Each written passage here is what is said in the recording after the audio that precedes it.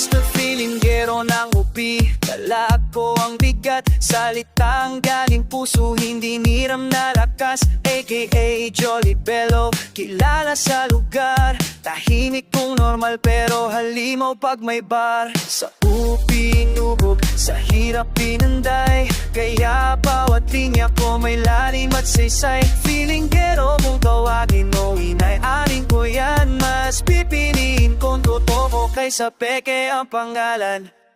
Mr. Feelinggero ng upit na mabawat linya, AKA Jolly Bello, tunay na identidad.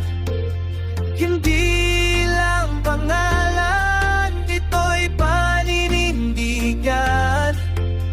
Basta puto ang kailangang patunayan.